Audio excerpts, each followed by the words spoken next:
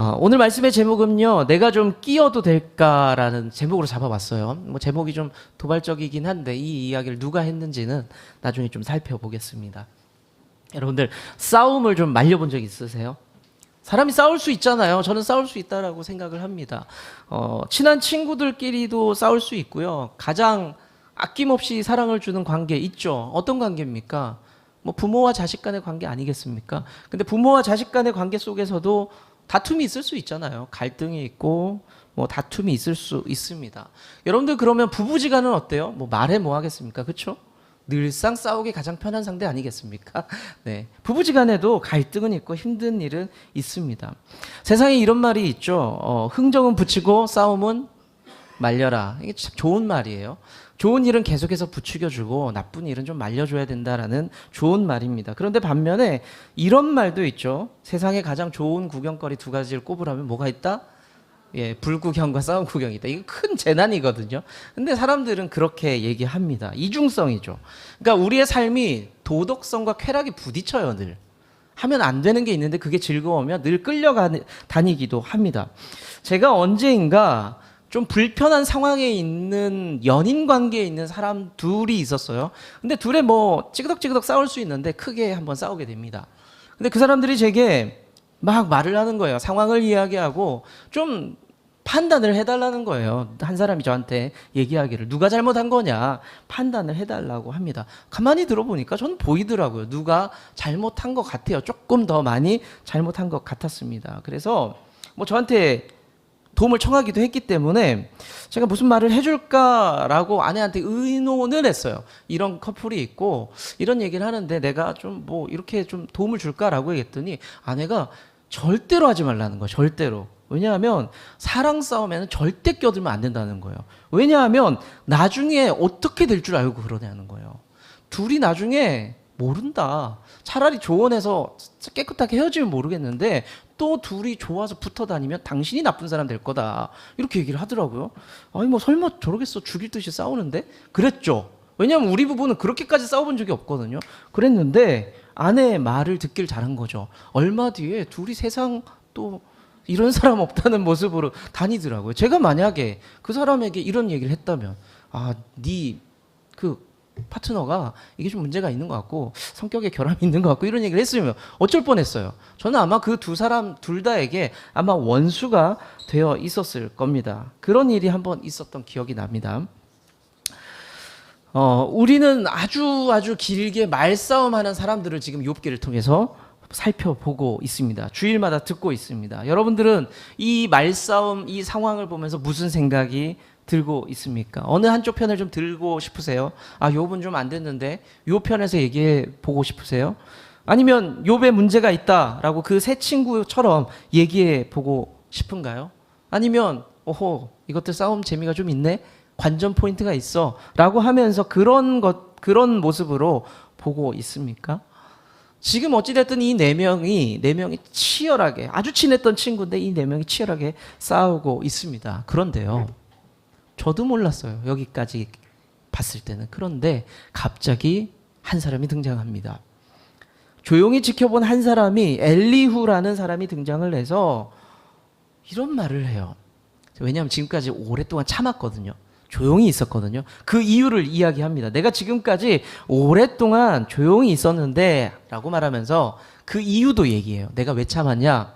내가 나이가 어려서 지금까지는 조용히 기다렸다. 그런데 너희들의 싸움이 잠깐 멈추는 걸 보니까 내가 좀 말 좀 해야 되겠다라고 하면서 말을 시작합니다. 엘리후가 등장을 하면서 이제 사실 세 친구 욥에게 이야기하는 것 같은데 사실은 욥에게 이야기를 하고 있습니다. 엘리후는 누구의 편을 들 것 같으세요? 누구의 편에 서서 얘기를 할 것 같으세요? 세 친구의 편에서 얘기할 가능성이 높아요. 사실은. 그런데 엘리후는 세 친구와 좀 다릅니다. 비난하거나 공격할 목적을 가지고 있질 않았습니다. 그냥 다만 욥의 이야기를 가만히 들어보니까 해주고 싶은 이야기가 있었던 거예요. 엘리후가 보기에 욥의 고난이 얼마나 큰지, 그리고 욥의 마음이 얼마나 상해 있는지, 욥이 앞으로 어떻게 살아가야 할지 이런 거는 사실 크게 들어오지 않았습니다. 한 가지가 눈에 들어왔는데 그게 뭐냐면 욥 너 가만 보니까 하나님이랑 관계가 좀 무너진 것 같아 라는 이야기를 합니다. 우리는 욥하면은 어려움 속에서도 배신하지 않는 그런 아이콘으로 생각을 했었거든요. 이만하면 잘 버틴다라고 생각하잖아요. 그런데 엘리후가 보기에는 욥이 오해하기 시작해요. 누구를? 하나님을. 그 틈이 벌어지기 시작합니다. 그러면서 관계가 깨질 것 같은 그런 위태로움을 보게 된 겁니다. 그래서 엘리후가 차근차근 설명합니다. 하나님이 어떤 분이신지 네가 좀 잊어버린 것 같아. 그러니까 하나님을 오해하지 마. 내가 너에게 지금부터 설명해 줄게 라고 말을 하기 시작을 합니다. 고난 앞에서요, 하나님 오해할 수 있지 않아요? 여러분은 어떠세요? 하나님 앞에 실망하고 오해할 수 있습니다. 심지어 어떤 분들은 등지기도 하죠. 하나님 실망이에요. 등질 수 있습니다. 우리는 누구나 그럴 수 있어요. 그런 우리에게 엘리후가 하는 말이 우리에게도 의미가 있다는 거죠. 지금 욥에게만 하는 것 같지만 우리에게 전하는 하나님의 세 가지의 모습을 같이 잠깐 좀 한번 살펴보고 싶습니다. 자, 엘리후가 이야기하는 하나님의 모습은요, 하나님은 첫째, 우리와 대화하기를 원하시는 분이라는 겁니다. 우리와 대화하기를 원하신다. 33장 14절의 말씀을 보시면요, 하나님께서는요, 우리 사람과 대화하기를 원하는 그 욕구가 엄청나게 크다는 것을 알 수가 있어요. 근데 문제가 하나 있어요. 하나님은 엄청나게 우리와 얘기하고 싶어 하거든요. 그런데 무슨 문제가 있느냐? 사람들이 집중하지 않습니다. 사람들이 듣지를 않아요. 그래서 하나님께서 어떤 방법을 선택하세요. 저는 이 부분 아주 재밌게 표현했다라고 생각하는데, 하나님께서 뭐라고 표현하시냐면, 인간들이 의식이 멀쩡할 때는, 생각이 살아있을 때는 안 듣는다는 거예요. 그래서 내 말 좀 들어봐. 어떻게 할까? 재우기로 결정합니다. 잠잘 때, 꿈에서, 환상 가운데서 너희의 귀를 강제 개방시킬게. 그래서 내 이야기를 좀 들어볼래? 라고 하시는 거죠. 여러분들 구약 성경의 곳곳에 환상 가운데서 꿈속에서 하나님의 메시지가 전해지는 걸 본 거죠. 본 적이 있을 겁니다. 그겁니다. 사람들은 자기 의식이 있으면 하나님의 말씀을 듣고 싶어 하지 않아요. 그래서 침상 가운데서 잘 때에 그 꿈을 통해서 말씀하실 때가 분명히 있다는 거죠. 자, 15절의 말씀을 같이 한번 읽어볼까요? 15절의 말씀입니다. 시작. 사람이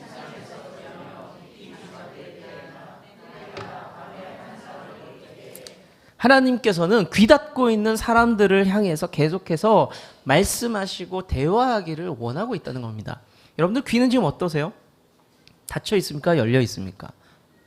열려 있습니까? 대부분의 사람이 닫혀 있다라고 성경은 그냥 대놓고 이야기를 하고 있습니다. 그런데 하나님께서, 여러분들 그 생각 안 해보셨어요? 왜 이렇게까지 우리와 대화하고 싶으실까? 왜 그렇게까지 말씀하고 싶으실까? 그 이유가 뭘까요? 16절 이하의 말씀을 보면요, 명확하게 그 이유가 나옵니다. 우리가 하나님 이야기를 듣지 않고, 하나님 말씀 듣지 않고 막 걸어가다가, 잘못된 길을 걸어가다가 생명을 잃을까봐, 죽을까봐 그분은 계속해서 말씀하시면서 경고한다는 겁니다. 엘리후가 욥에게 하나님이 이런 분이야, 너랑 대화하기를 원하시는 분이야 라고 강하게 어필을 하고 있거든요. 그 이유가 뭘까요? 욥도 귀가 닫혀 있다라고 생각한 거예요. 욥의 귀도 닫혀 있다. 그래서 그분의 뜻이, 말씀이 들리지 않는다라고 생각을 하고 있기 때문입니다. 사랑하는 성도 여러분, 우리가 즐거움이나 욕심에 빠져 있으면 하나님의 음성이 들리지 않습니다. 내 의지나 내 교만이 살아있을 때, 너무 클 때 그분의 소리보다 내 소리가 더 커서 그분의 음성이 들리지 않아요. 여러분들 그런 경험 흔하게 하지 않으세요? 내 욕심이 작동하기 시작하면 하나님의 뜻이 뻔한데도 그냥 애써 모른 척하거나 아예 안 들릴 때가 있어요. 하나님이 침묵하시는 게 아니라 말씀하시는데 귀를 닫는 거죠. 우리의 삶이 그럴 때가 분명히 있다는 겁니다. 오늘 말씀을 통해 보셨듯이 여러분들, 하나님이 왜 침묵하시지? 물론 침묵하셨을 때도 있지만 다시 한번 고민해 보셔야 돼요. 내 욕심이나 교만이나 내 의지가 작동해서 내 귀가 닫혀 있는 것은 아닐까? 우리가 한번 좀 그런 것들을 고민하면서 하나님 늘 나와 대화하길 원하시는 분이다라는 것을 기억하시기를 축복합니다. 하나님 두 번째로 어떤 분이시냐? 우리 하나님은 고난을 통해서 가르침을 주시는 분이라는 겁니다. 19절부터 23절까지 말씀을 보면요, 하나님께서는 아주 큰 고통, 깊은 고통을 사람에게 주시기도 합니다. 성경은 그렇게 말씀하고 있어요. 하나님이 주신대요. 그런데 성도들은요, 큰 어려움을 겪으면 무슨 생각을 합니까? 딱 드는 생각. 큰 어려움이 왔다. 내가 무슨 잘못을 했을까? 그렇죠? 내가 벌 받고 있는 걸까? 하나님 왜 날 사랑하지 않지? 라는 생각들을 합니다. 성도는 고난 속에서도 하나님과 이렇게 링크를 시켜요. 연결을 시킵니다. 그때 보면 참 신앙이 좋은 거예요. 문제가 생겨도 하나님 쳐다보고, 어려움이 와도 하나님 쳐다보고, 사실은 믿음이 좋아 보입니다. 욥과 친구들의 어떤 논쟁도 똑같은 맥락이죠. 욥에게 어려움이 왔어. 믿음이 좋은 사람들이 모인 거잖아요. 그러니까 하나님 얘기를 하기 시작한 겁니다. 그런데 오늘 말씀을 보시면 하나님께서 허락하신 그 고통과 고난의 목적이 소개되어 있어요. 19절의 말씀 한번 볼게요. 19절의 말씀, 현대인의 성경을 한번 읽어보겠습니다. 시작. 또 하나님의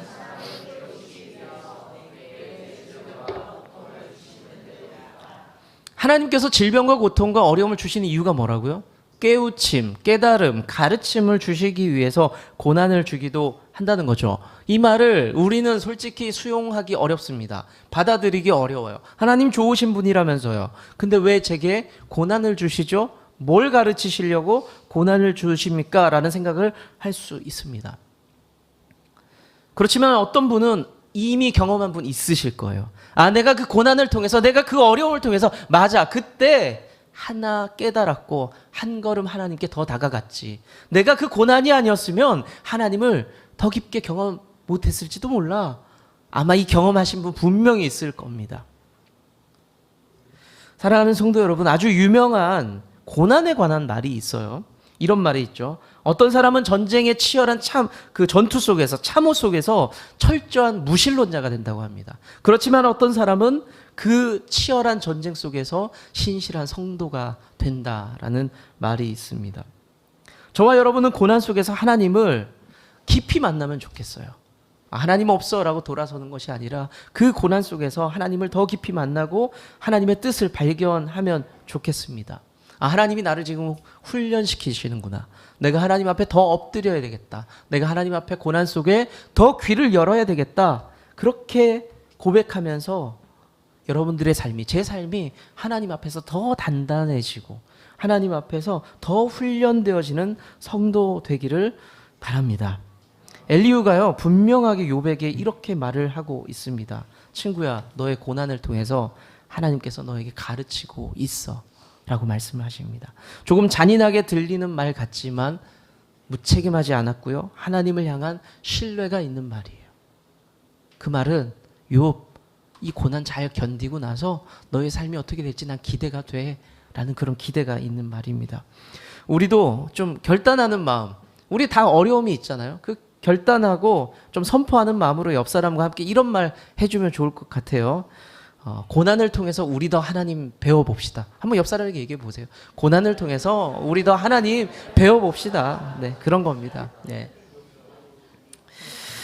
자, 제가 어떤 분의 좀 이야기를 들었어요. 삶이 안 풀릴 때 있잖아요. 우리가 저마다 뭐 사업하시는 분들은 사업이 너무 안 풀릴 때도 있는데, 어떤 분이 제가 한 2주 동안 성경 공부를 했는데 어떤 그 같이 공부하던 분이 이런 이야기를 했습니다. 본인이 삶이 너무 안 풀려서 두렵고 힘들었을 때가 있었대요. 작품이 너무 안 들어와서. 나는 배우인데 작품이 없으면 실직이다. 없다는 거예요. 나는 답이 안 보인다. 힘들다는 거예요. 너무 힘들었다. 그런데 어느 날 갑자기 내 생애 처음으로 6개월이었나? 6개월 맞습니까? 6개월 만에? 1년 6개월? 저기 계셔서 제가 누구라고 얘기하지 않습니다. 네, 1년 6개월 만에 뭐 6개의 작품, 내 인생에 이렇게 많은 작품을 이 짧은 시간에 찍어본 적이 없다라고 하더라고요. 하나님의 은혜가 이런 거구나라고 이렇게 쓰신 글을 제가 본 적이 있습니다. 우리는 하나님이 아무것도 안 해주면 세상이 나쁜 분으로 보여질 수밖에 없어요. 그런데 갑자기 쏟아 부어 주시면 이게 웬 떡이냐라고 그렇게 반응할 수밖에 없죠. 하지만 하나님 여전히 신실하시고 여전히 같은 자리에서 말씀하시고 지금도 나를 위한 계획 가운데 있다는 거 여러분들 늘 믿기를 바랍니다. 지금 그분이 작품이 안 들어오고 있어요, 여러분. 불안하지 않길 바랍니다. 네. 자, 하나님 이야기 세 번째는요, 회복과 은혜 주시는 하나님입니다. 하나님께서 은혜와 회복을 주신다는 메시지. 하나님은 은혜를 주십니다. 하나님은 회복을 주십니다. 여러분들 이렇게 얘기할 때 어떻게 반응하세요? 아멘! 이렇게 얘기하죠. 대부분 긍정하실 겁니다. 그런데 오늘 말씀을 보잖아요. 회복과 은혜를 주시는데 중간에 중개자, 어떤 존재가 등장을 해요. 오늘 말씀을 보면요, 한 천사가 등장을 해서 고난당하는 사람 곁에서 돕습니다. 성경에도 이렇게 표현하고 있는데 우리가 흔히 그 돕는 존재를 중보자라고 표현하죠. 가운데 서서 어려움을 겪고 있는 누군가를 돕습니다. 그 존재가 있어요. 23절의 말씀을 같이 한번 볼게요. 23절의 말씀 시작. 그때에 하나님의 천사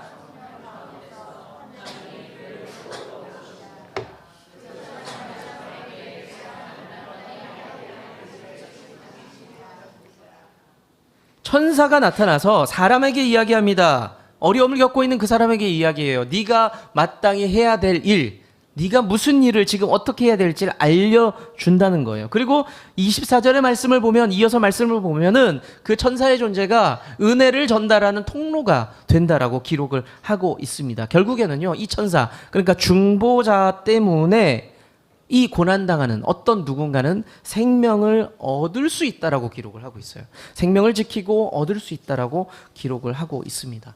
그렇다면 여러분, 지금 이 중보자는 누굴까요, 도대체? 우리 삶에 이 중보자가 지금도 있을 텐데 그 중보자가 누굴까요?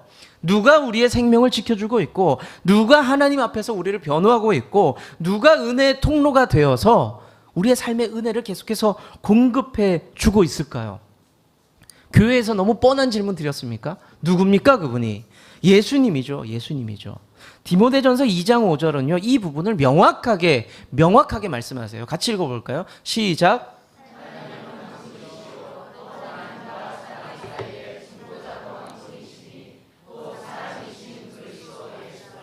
네, 성경은 분명하게 그 중보자, 한 분 중보자를 예수 그리스도라고 고백을 하고 선언하고 우리에게 알려주고 있습니다.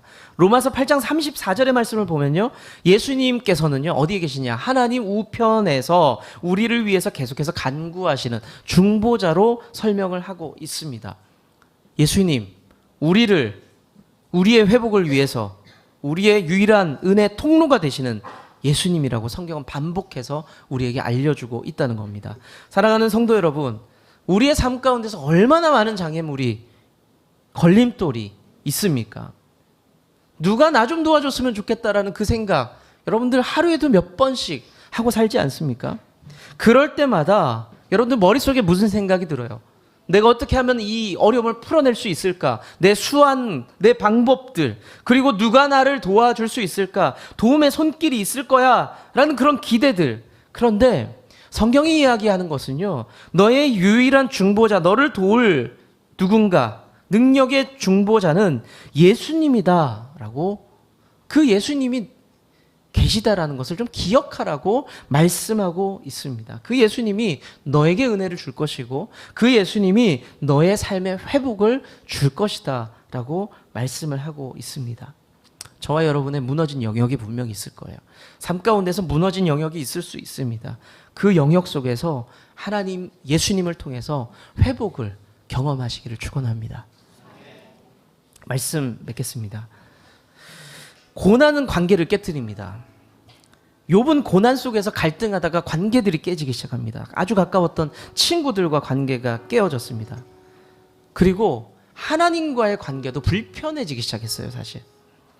지금 이 시대를 살아가는 우리는 뭐 다릅니까? 똑같죠. 어려움이 오고 힘든 일이 있으면 관계가 깨지기 시작합니다. 여러분, 당장 삶의 어려움이 올 때 무슨 관계가 깨집니까? 사실 1차적으로 관계가 깨지는 거는요, 배우자가, 결혼하신 분들이 있으면 배우자의 관계가 깨져요. 삶의 어려움이 오기 시작하면. 그리고 배우자랑 관계만 어려워집니까? 자녀들과의 관계도 어려워지죠. 다 싫어져요. 그냥 싫습니다. 신앙에는요, 또 링크되어 있다 그랬죠. 누구랑? 하나님이랑. 예수님 하나님 모르는 분은 나 삶에 고난이 오면 싫어요. 와이프도 싫고 내 자식도 난 삶이 너무 무거워 싫어라고 얘기하지만 신앙인들은요 하나님께로 그 눈 향하게 됩니다.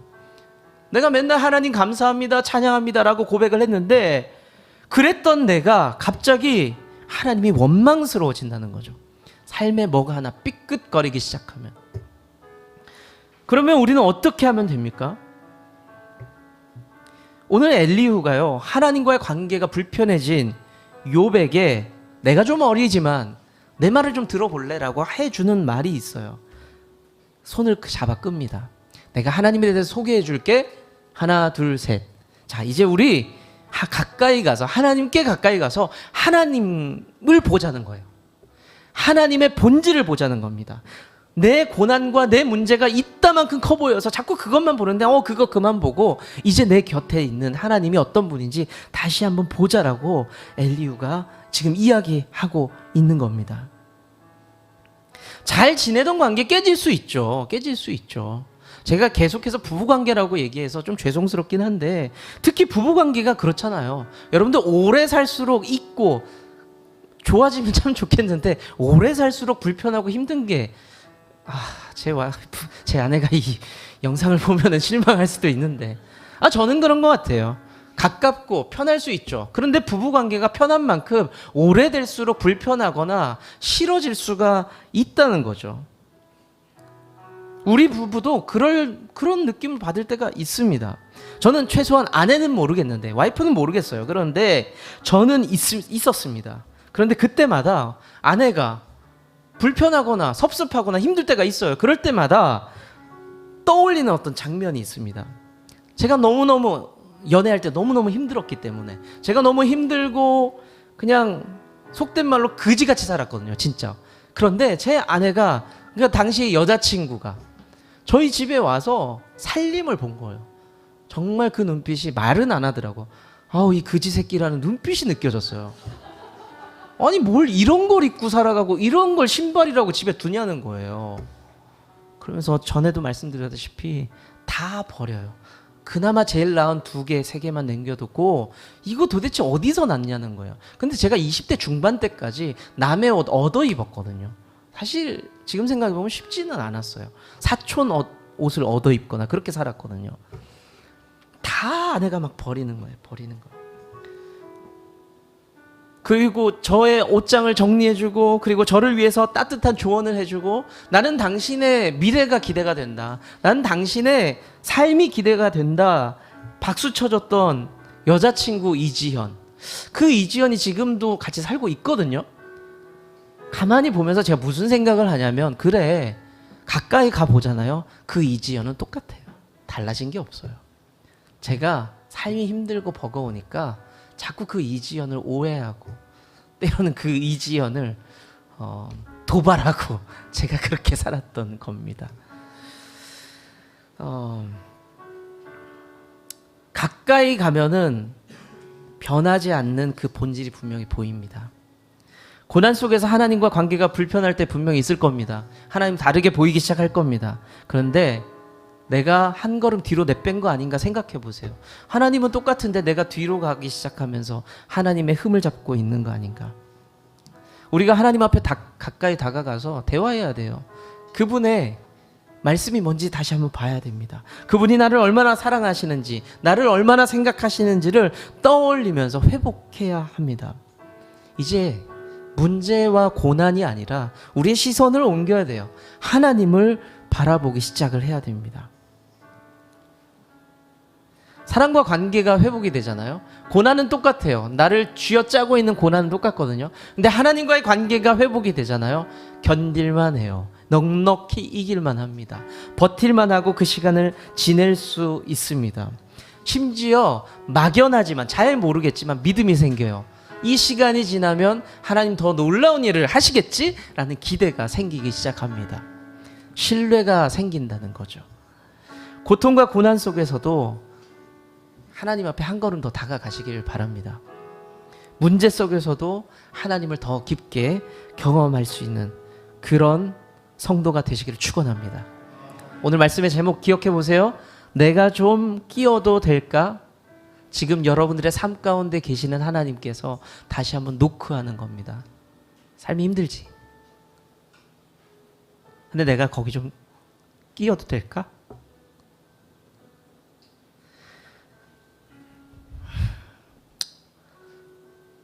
성경이 말씀하시는 유일한 중보자 예수 그리스도께서 계속 똑똑똑 두들기는 겁니다. 내가 좀 들어가면 안 될까? 내가 간섭하면 안 될까? 내가 너와 함께 하고 싶다. 너 회복만 하면 너 지금과 달라질 거야. 여러분들 그 노크하시는 주님의 음성 앞에 귀를 열고 내 의식이 있을 때도 그분의 음성을 들으시면서 그렇게 잘 걷는 그런 여러분 되시기를 축원합니다.